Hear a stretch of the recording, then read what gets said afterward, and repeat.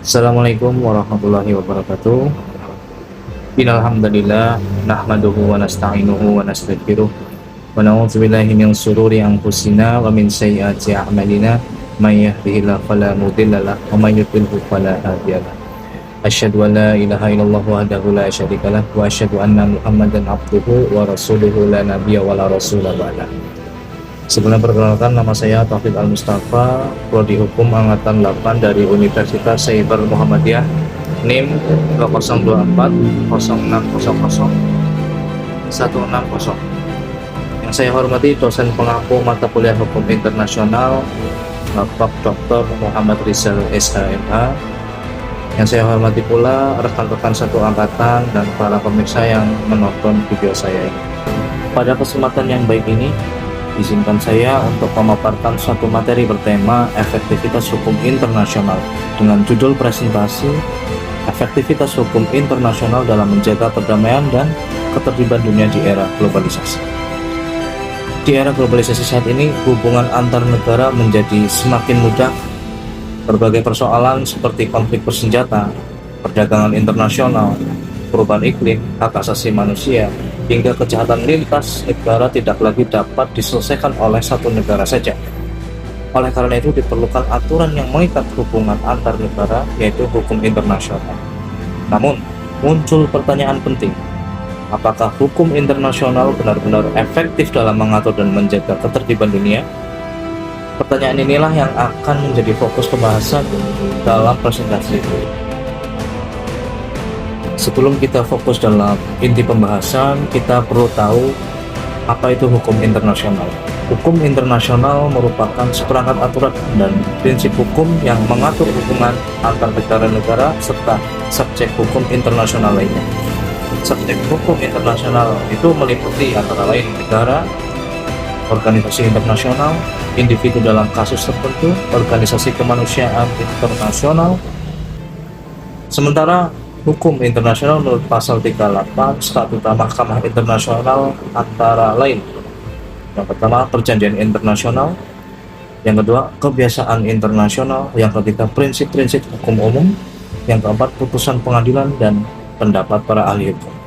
Tujuan utama hukum internasional adalah menciptakan ketertiban, kerjasama, dan perdamaian dalam hubungan antar negara di dunia.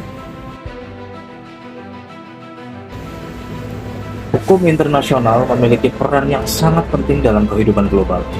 Tanpa adanya hukum internasional, setiap negara dapat bertindak sesuka hati sesuai kepentingannya masing-masing sehingga berpotensi menimbulkan konflik.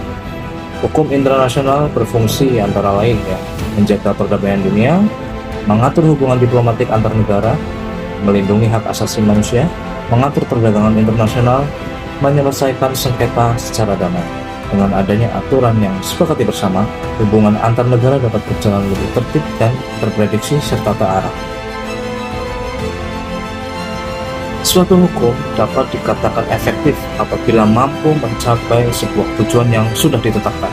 Dalam konteks hukum internasional, efektivitas dapat dilihat dari beberapa indikator. Yang pertama, tingkat kepatuhan negara terhadap perjanjian internasional. Yang kedua, kemampuan hukum internasional dalam mencegah dan menyelesaikan konflik antar negara. Ketiga, keberhasilan lembaga internasional dalam menjalankan tugasnya, yakni misi-misi yang melibatkan antar negara.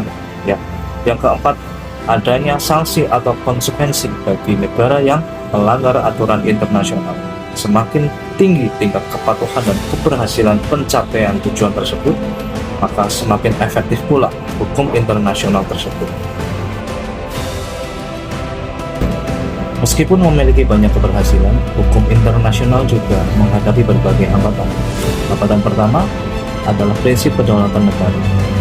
Setiap negara memiliki kekuasaan tertinggi dalam wilayahnya, sehingga tidak mudah bagi hukum internasional untuk memaksa, mengatur, atau mengintervensi negara untuk mentaati aturan tertentu.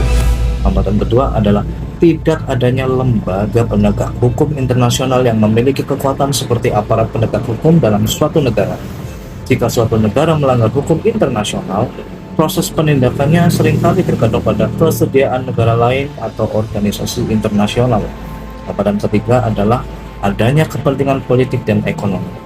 negara-negara besar terkadang lebih mengutamakan kepentingan nasional dibandingkan kepatuhan terhadap hukum internasional, sehingga seringkali mereka dengan mudahnya melanggar hukum internasional. Salah satu contoh yang sering menjadi perdebatan mengenai efektivitas hukum internasional adalah konflik bersenjata yang terjadi di berbagai belahan dunia ya.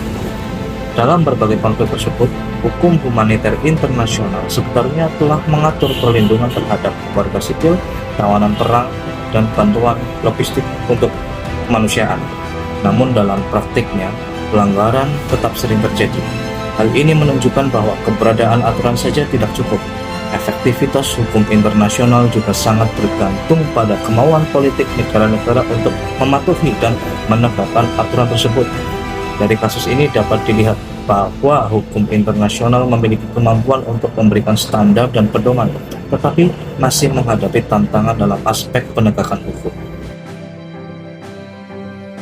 Nah, untuk meningkatkan efektivitas hukum internasional, beberapa langkah perlu dilakukan. Yang pertama, memperkuat kerjasama internasional antar negara. Yang kedua, meningkatkan peran organisasi internasional seperti PBB dalam penyelesaian sengketa. Yang ketiga, memperkuat mekanisme penyelesaian sengketa melalui mahkamah internasional.